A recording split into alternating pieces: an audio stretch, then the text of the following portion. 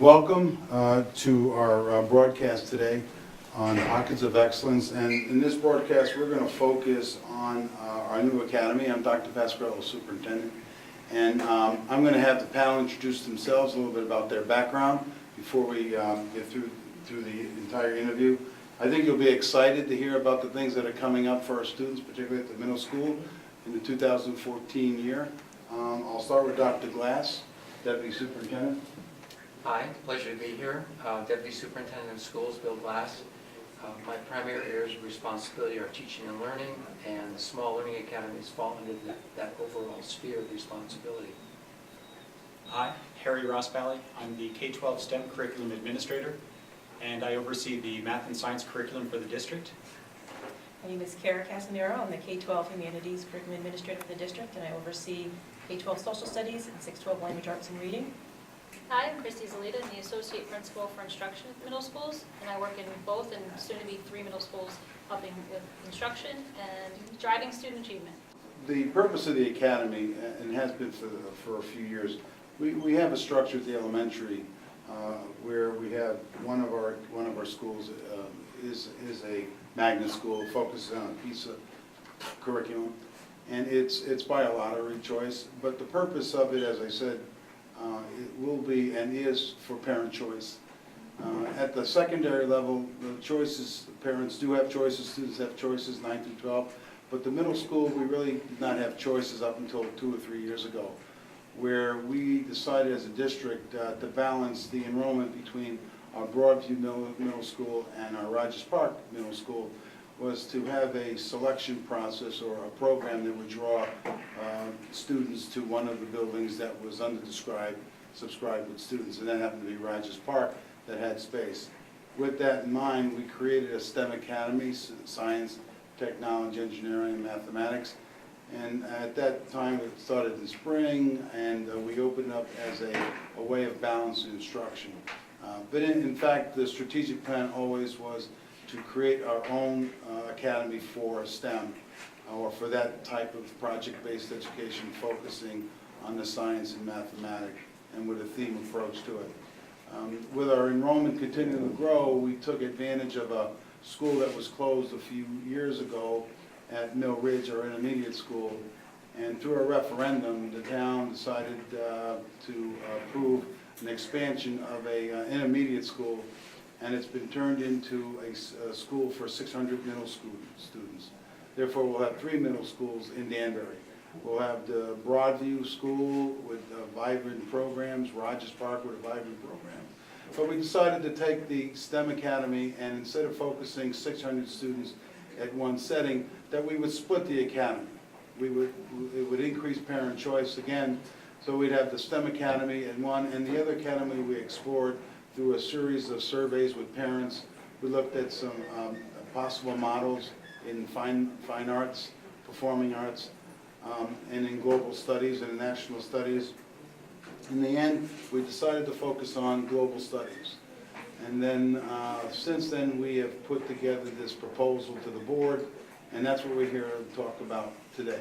What that academy will look like, why is it different, why is it the same, what kinds of activities, what are the electives all about, and what's going to make it special, and yet be able to say to parents that we are really exposing all students, all of our middle schools, to a similar and the same curriculum. So with that, I'll let Dr. Glass begin by talking to us what constitutes a magnet school instructional approach. As Dr. Pasquarello said, our vision for a long time has been to increase choice for students and for their families. And this adds on to the STEM program and gives it its own home. We've done a lot of listening over the past year. We've heard loudly and clearly that parents would like to have a global studies program of instruction for students in addition to STEM. We've also heard that there's an interest in business and finance, in performing arts, and a civilian cadet program, which would be for students who are interested in becoming police officers and firefighters, paramedics, etc. But the top 2 were the STEM program and the global studies program. The question is a wonderful question, thank you, in that there's a misconception in the community. There's a feeling, I think, on the part of some folks that the the small learning academies are somewhat elitist, and they have a special curriculum that's separate from everybody else's. And the fact of the matter is they do not. We follow about 99% of the district's regular curriculum, regular program of instruction. What happens though is at STEM, we drive our instructional program through the lenses of science, technology, engineering, and mathematics. And through global studies, it really is all about having kids who want to grow up to change the world. It's not international studies where we're learning about country A this week and country B next week and country C the week after, but rather these big, broad, global themes that are pervasive in the world today, and they're really engaging for kids, they're really exciting for kids, and they focus on the concept of exploration and inquiry, which is a beautiful tie into the STEM program. So overall, what this really is all about is exploration, and that's why the name of the academy, or the academies, the Exploration Academies at Mill Ridge. It's about inquiry, where kids are going to be given large, broad, pervasive themes, topics, concepts, and they'll be digging deeply into a study or an exploration of those large, pervasive themes, and connecting themselves to their role in the world, think globally, act globally. With all that as a backdrop, we also see a strong technology component, and Christy will be talking about that later, and the idea that we want to make this a 24/7 learning environment. We want to make sure that kids have access to worldwide events in real time. And lastly, and as importantly, we want to use this as a lab school, as we have the elementary magnet program. Things that we learned there about environmental studies, for example, have been exported to other elementary schools. Things that we learned at the Exploration Academies will be exported to the 2 comprehensive middle schools. The final thing is that our plans for the 2 middle schools, the comprehensive middle schools, Broadview and Rogers Park, is that over time, it's very likely that each of those schools will have at least 1 school within the school. So you may see something like a Health and Bioscience or Wellness Academy in Broadview, which is contiguous to Danbury Hospital. And it makes perfect sense to have a partnership there. You might have an environmental science program at Rogers Park, which is contiguous to the old Quarry Nature Preserve and Terry Weil and the pond and the organic garden that's there. I think the exciting part, Bill, as we talked about this, has been the choice for parents. And not only was the oh, I would like to have, but I think the conversation we had around purposeful choices and pathway for students to lead into careers that they would study later on at the secondary or at post-secondary at the colleges. And so when we walk into an academy, the learning will be different. And if I walk into a STEM academy, what would I see that would be somewhat different? If I'm experiencing 99% of a curriculum that's similar, but through a different lens, and I walk into the STEM academy, how would I know I'm in the STEM academy, Harry? Great question. Well, we currently have the STEM Academy, and it's housed at Rogers Park. We have approximately 300 students, approximately 100 at each grade level, and they're already doing a number of wonderful things.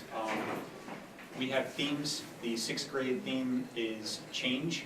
They're changing from being elementary students to being middle school students. They're starting to see themselves a little bit differently. They, instead of having one classroom teacher all day long, they now have different subject area teachers, and they switch from class to class, etc.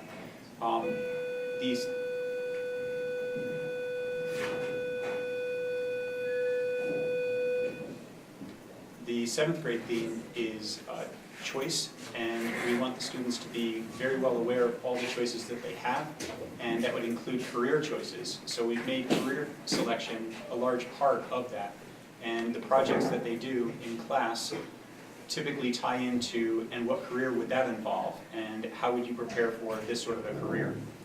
And then the 8th grade theme is challenge. So they're looking at ways to challenge themselves, and they're looking for their future and how they can really meet the needs to be scientifically literate in the 21st century. So in the STEM Academy, one of the things that's different is that they're on a trimester. Another thing that's different is that they have some blocking of the schedule. So they will see 2 of their core classes for a double period. So they might see math and English on one day, they might see science and social studies the next day. Some of the elective courses that they take though, so for example, if they're taking Spanish language, or if they're taking phys ed or art, those would be on a different basis. Spanish, for example, would be every single day. Music might be a few times a week. And they are also working in the classroom on projects. So there's a lot of collaborative work that goes on in the STEM Academy that probably does not go on so much in the other classrooms. So that's one thing that looks different. We've trained all the teachers in the Institute for Inquiry, which originally was founded in San Francisco at the Exploratorium, and the Connecticut Science Center adopted it and brought it to Connecticut approximately in 2005, and all of the teachers have received that training so that they know how to bring the students through a three-phase inquiry. So they would start with some sort of an engaging phenomenon, some sort of an inquiry starter. They get the students to raise the questions themselves that they would like them to pursue. And then they get into the focused investigation, so the students plan out the investigation that they're going to do. They figure out what data they're going to collect, how they're going to go about their investigation, and then in the third phase, they share that understanding with others. So they're communicating what they've learned. So those are some of the ways that the STEM Academy looks So it's not all about the answer, is it? No, it's definitely about the question. It's about raising more questions all the time. And it's, if I walk into the Global Academy, what would I see Well, as Harry, a question? Dr. Rossville, I touched on a number of things. There's actually a lot of similarities with the Global Studies Academy and the STEM Academy in the way that students are asked to look at a problem from a 360-degree viewpoint. So Dr. Glass mentioned that kids will be digging deeper into very complex issues, and that will be abundantly found in the Global Studies program. The only difference between what happens in the regular middle schools and the Global Studies program is that kids will have a defined period, an exploration period, in which to do that work and to go a little bit deeper.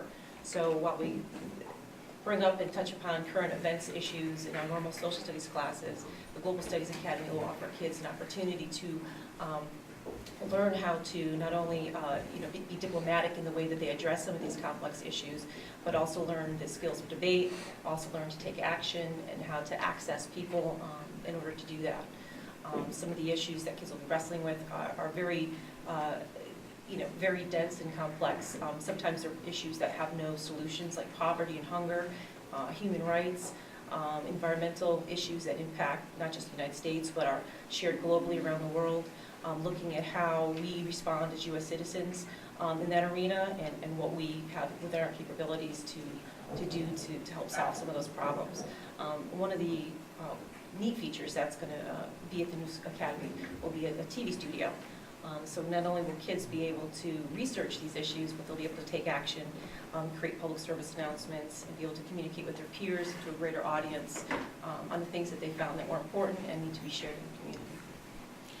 Yeah, I find the criticism for what we're doing in terms of, we really should focus on a core curriculum, and youngsters should be able to read and write. In fact, if you're looking at solely looking isolation of scores and saying you're moving in a direction that maybe kids or youngsters cannot get to, do they have the right foundation to move into this higher order thinking, and can they really create the kinds of questions and pursue their interest in a way while they're learning their algebraic expressions, and they're learning scientific method, and they're learning mitosis. And how do you answer that question, that we're really dealing with what youngsters need to know, and the public generally looks at testing.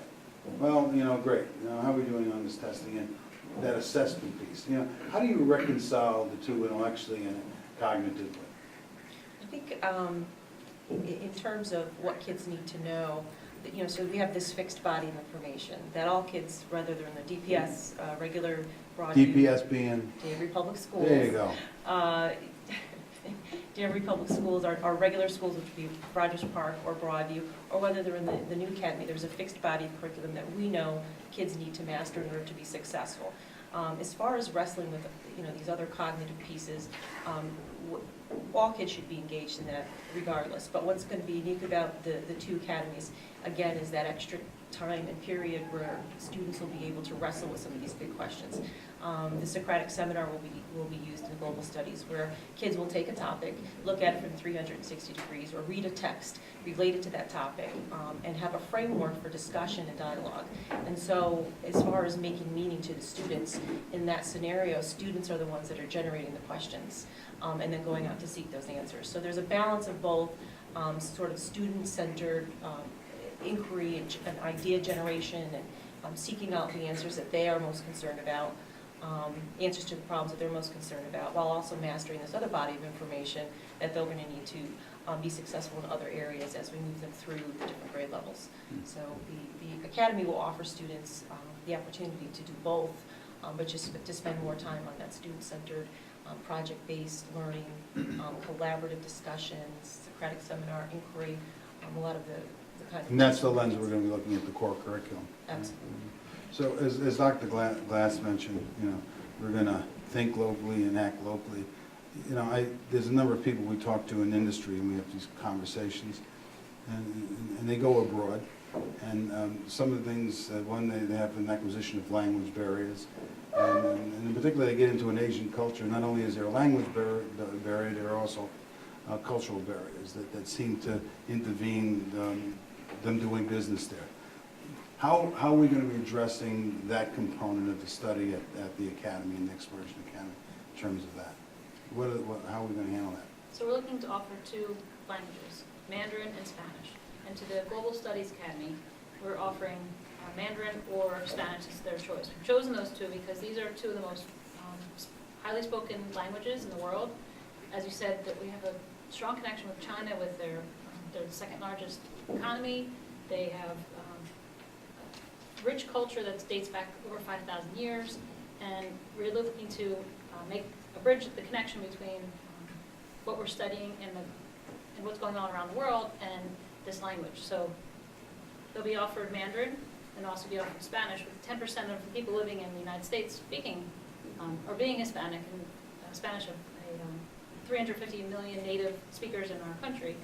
This is another very popular language for students to want to take. So the STEM Academy students will be able to take Spanish, and the Global Studies Academy will be able to take Mandarin or Spanish.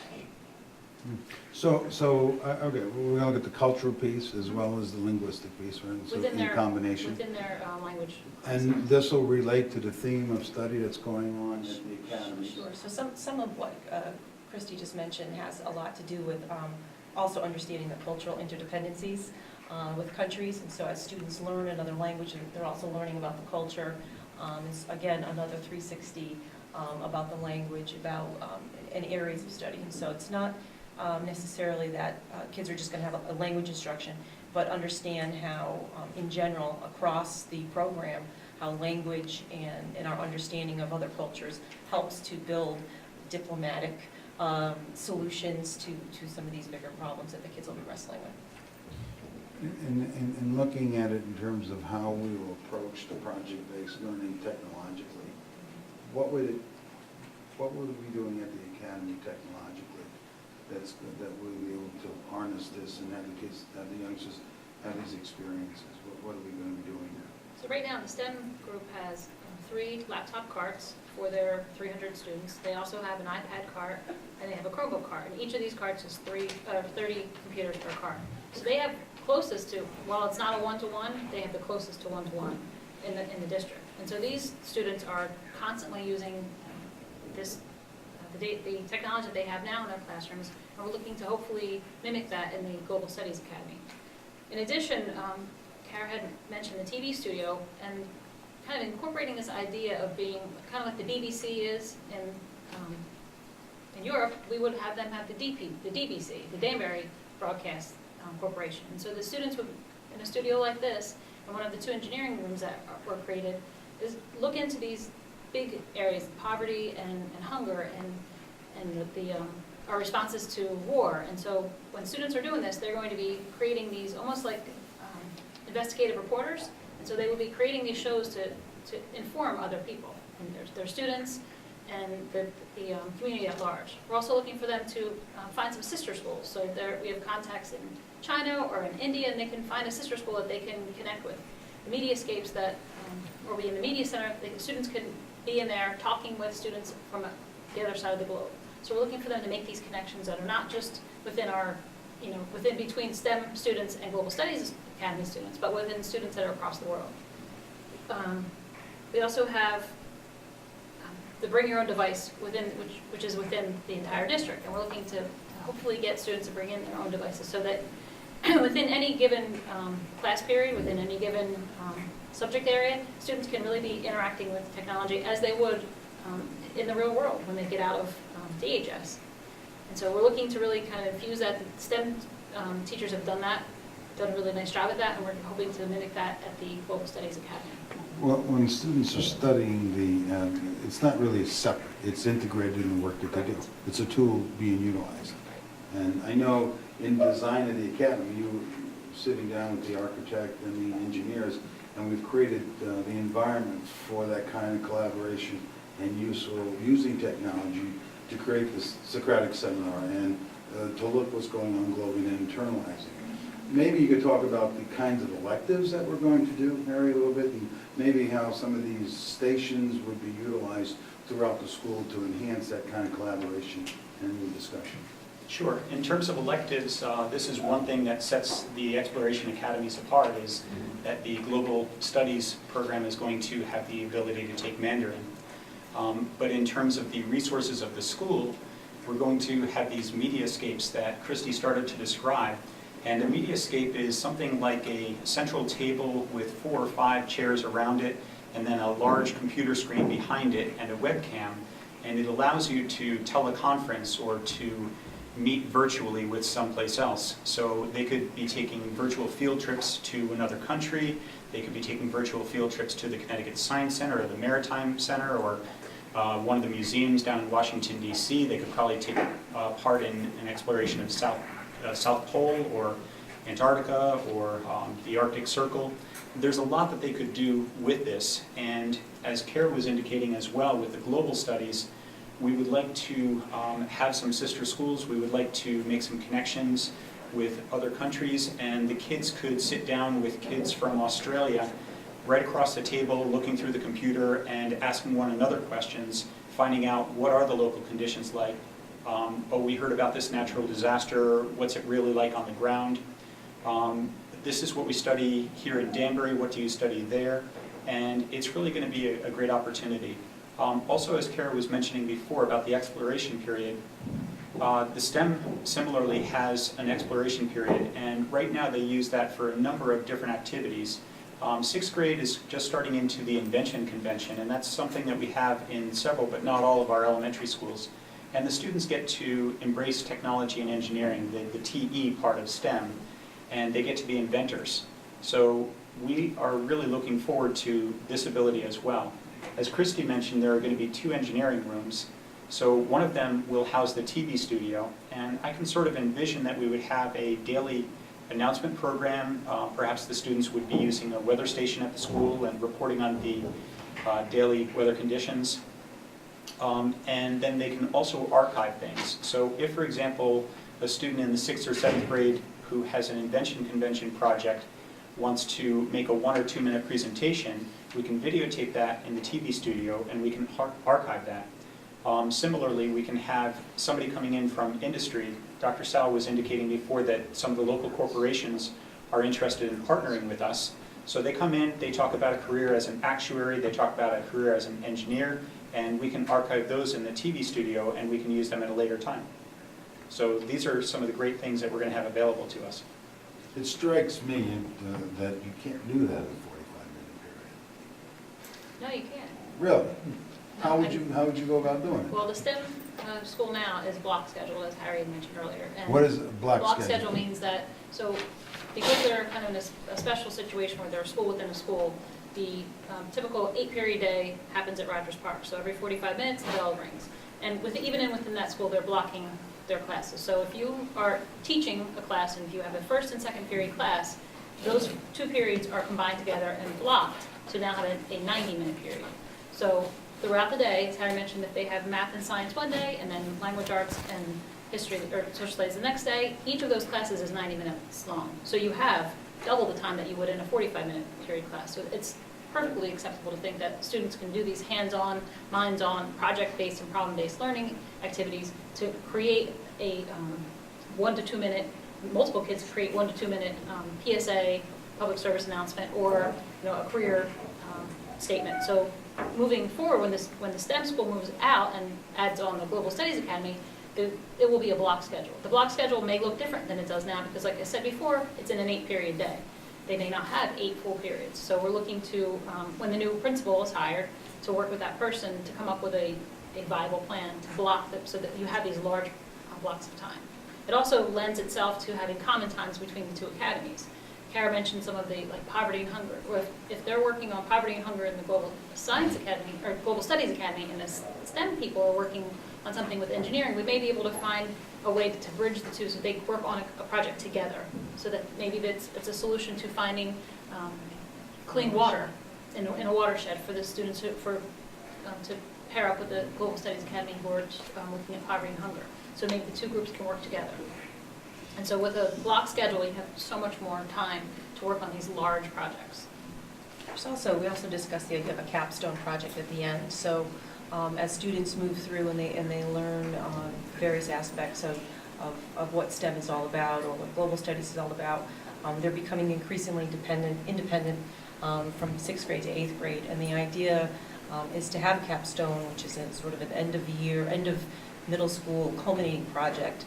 There was a lot of discussion already about having those students in the STEM Academy and the Global Studies Academy find a project that they can work on together, whether it be some sort of environmental issue, looking at all the different sides, economics, the political sides of some of these issues, the cultural aspects and the impact and different perspectives involved, and creating sort of a joint project, a joint research project where they have to work together.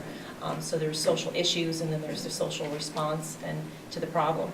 And so how do you take people who are good over the last 3 years and have learned to work in a diplomatic way and refine their skills and researching skills and pair them up with someone who is able to create a solution and possibly an engineering solution to a very technical problem and present that idea. And so we're asking students to be very innovative in the way that they look at a problem and then work together collaboratively, which is really the essence of solving any sort of global problem or being an engineer. Everything is collaborative and drawing in on multiple disciplines and skill sets to solve something larger than yourself.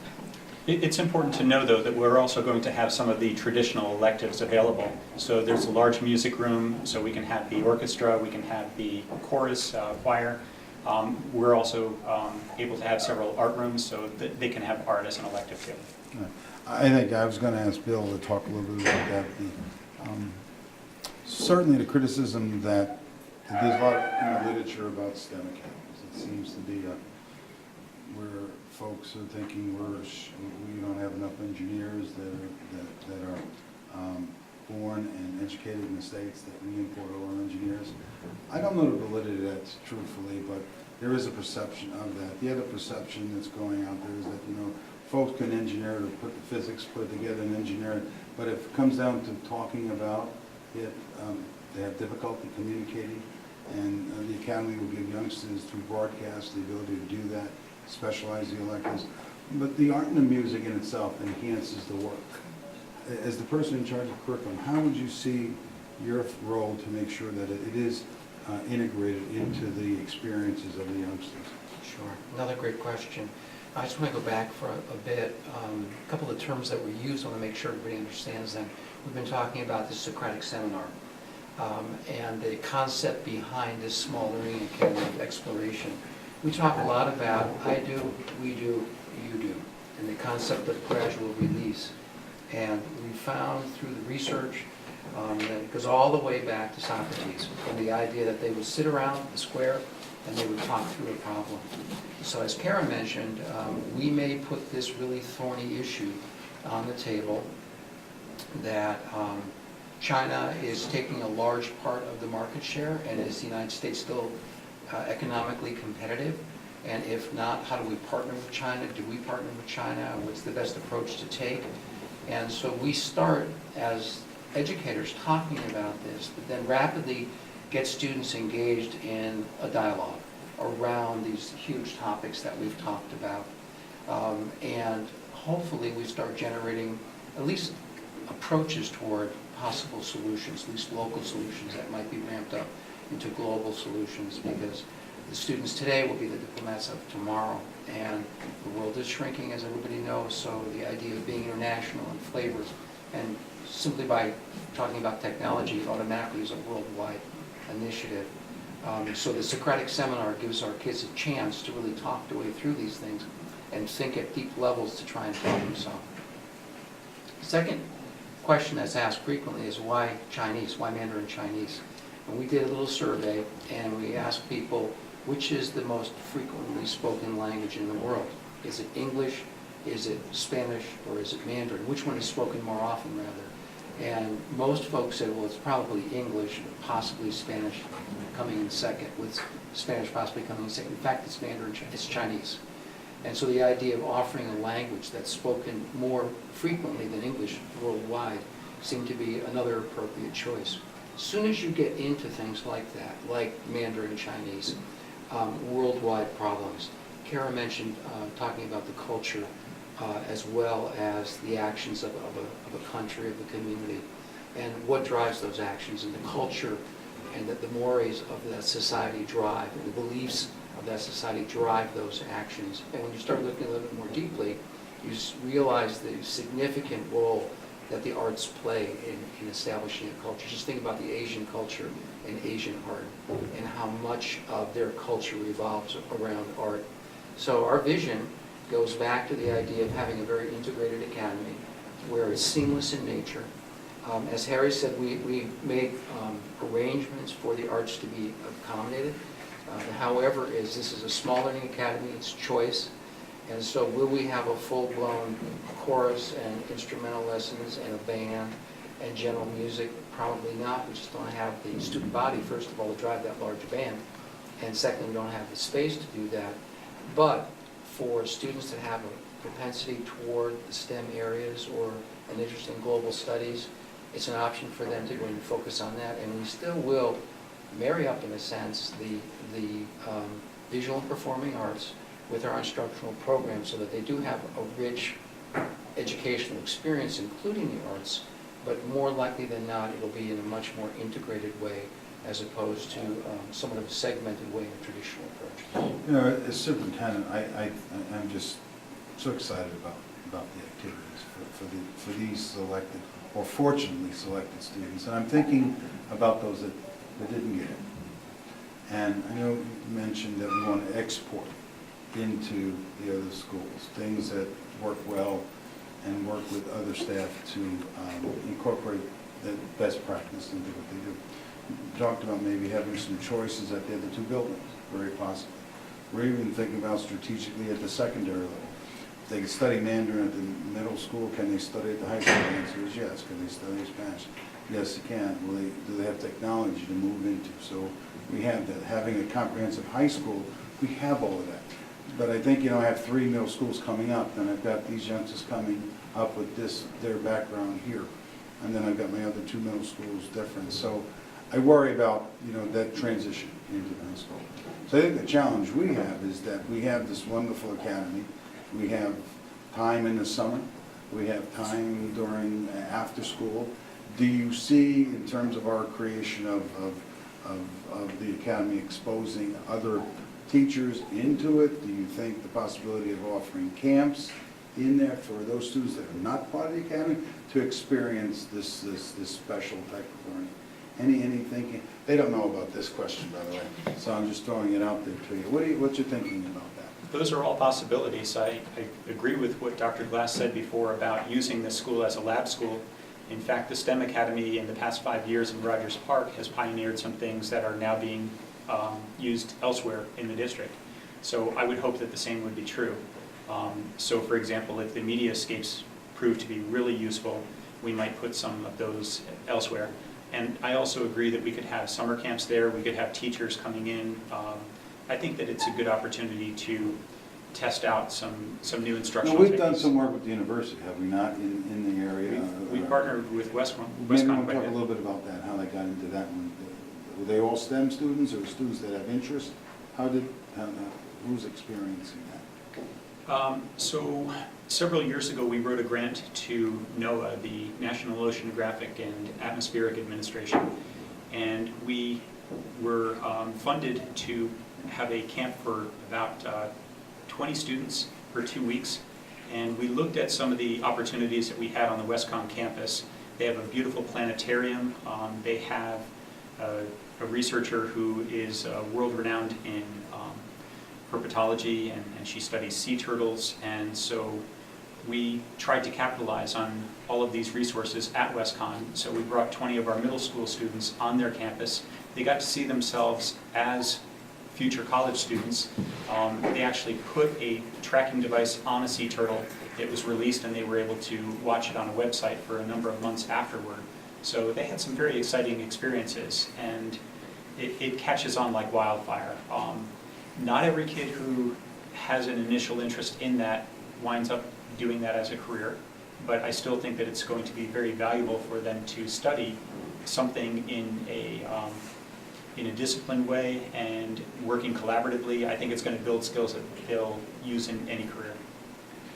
So I'm excited about the academy, and I want my son and my daughter to get it. This is certainly, they'll be open next year as I see it. The proposal of the board is that we'll have 6th, 7th, and 8th grade for STEM, and very possibly just 6th grade at the Exploration Academy. So there are students in there now, 7th and 8th grade, so we'll be entering 6th graders for the STEM Academy, will be the current 5th graders, correct? And then also for the Exploration Academy would be 5th graders. Global studies, yeah. Global studies. So how would what would the process look like? How will they apply? Liz, you have some details for the parents? Sure, be happy to. Just want to punctuate once again that middle school is all about kids exploring at any middle school.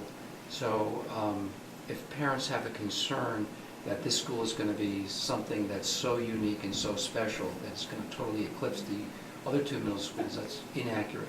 This is really for kids who are leaning more, as Harry said, leaning more toward maybe an interest in science, or maybe an interest in world affairs and global studies. It's not an elitist academy whatsoever. We'll be explaining that in further detail January 13th. So what's the academic requirements? There is no academic requirement. It's an open enrollment, and you simply go through the lottery. So January. So it's interest. It's interest-driven, exactly, and it should be interest-driven, especially at the middle school level. That's what generates kids' excitement. That's how kids do well. Every year at the elementary magnet school and every year at the middle school STEM program, we have students who, at the end of the year, they withdraw. It's just not their cup of tea. And that's absolutely fine, because they've experienced it and they move on to something else. So coming up in January 13th at 7 o'clock, there'll be a community forum at Broadview Middle School where we'll unpack much of this. We have a concept paper that we'll be sharing with parents. In the interim period, we encourage you, I'll give you more information in a minute, but in the interim period, we encourage you to go to danbury.k12.ct.us. You'll see a hyperlink on our homepage that talks about the Exploration Academies. It brings you to the concept paper, and it also brings you information on the community forums. January 13th, Broadview, 7 o'clock. January 27th at Rogers Park at 7 o'clock. We have January 14th as a snow day. We don't even want to talk about a snow day for January 27th. At the end of the month, at the end of January, going into February, there's a full lottery process. As Sal said, open enrollment. Anybody who's interested, please apply. It will be incoming 6th graders for STEM, incoming 6th graders for global studies, and if we have vacancies, slots at 7th and 8th grade, you can certainly apply for those in the STEM program. For parents and students whose students do not make it through the initial lottery, we always have a waiting list. It's in hierarchical order only in terms of something called sibling preference, meaning if Christy and Kara are sisters and Christy gets in and Kara does not, but she applies as well, she goes to the top of the list, so we try to keep families together. Outside of that, it's the sole criterion in terms of. And I think the sibling thing that we do with the Magnus with the elementary may not be invoked. The boards, I know, are currently discussing that. So we gotta, that is to be determined, so we're still working it. But if I'm a Rogers Park, if I'm going in as a sixth grader to Rogers Park, but I can't make it as a parent, I can go to Broadmoor, right? Mhm. Or vice versa. So Sure. if The they skip community one, forums. it's a community forum. Sure. January 13th, January 27th, January 13th Broadview for the entire grade 5 community throughout Danbury, and grades 6 and 7 at both middle schools. And January 27th, the same thing. It's only at Rogers Park though, but it's for all 5th grade parents and students who are interested.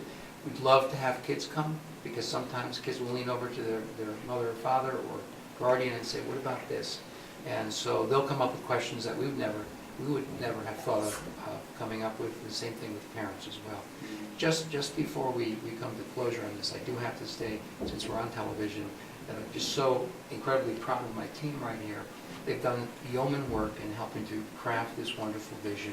There are others, such as Chris Pruss, our literacy corps director, Augusto Gomes, who's in charge of our English language learner program, et cetera, who have come to the table to work on this. But these 3 people have done just a terrific job in helping to move this long-range vision to its next level of implementation. Thank you. Yeah, thank you. In fact, as Lita mentioned, principal, there'll be a principal for the academy. We're going through a selection process right now, and the board was gracious enough to put in the budget a principal salary for half a year. But this person can start sometime in January or February, so probably will be present for some of the activities that we have with parents. But their job will be to select and work with the architect. The current STEM teachers, my expectation that at Rogers Park, they'll probably transfer on over if they choose to go there. That is one of the things that's open to them. But we'd have to select the new staff for the Global Academy, so that's another thing that the principal will be doing it. So, and we expect that next year the recommendation to the board, if it all comes to fruition, about 400 students. Mm-hmm. And then the year after, they'll go up to 500. And I think at that point, we'll probably put in for an assistant principal at the middle school, and then ending in the 3rd year with a full dual academy of 600 students. One of the questions that's come up frequently has been, starting in September of 2014, this coming school year, will the school have the amenities of social workers and reading and math specialists, the same media specialists, the same as the other 2 middle schools? Yes, absolutely. It'll be fully staffed, and it will have the full array of support services that our other middle schools will have as well. You know, and along with thanking everyone here, I mean, we have to thank the community for passing their referendum, Absolutely. and the board for supporting the plan, and to be diligent about their discussion with us relative to what parents may want and what's important to the education for children in Denver. And I appreciate that very much. I will say that right now the academy is on construction schedule. We fully expect it ready for us to start moving furniture in sometime in July. So we should have everything ready for September without question. You know, it's more than just the checks in the mail. We've been there in the town.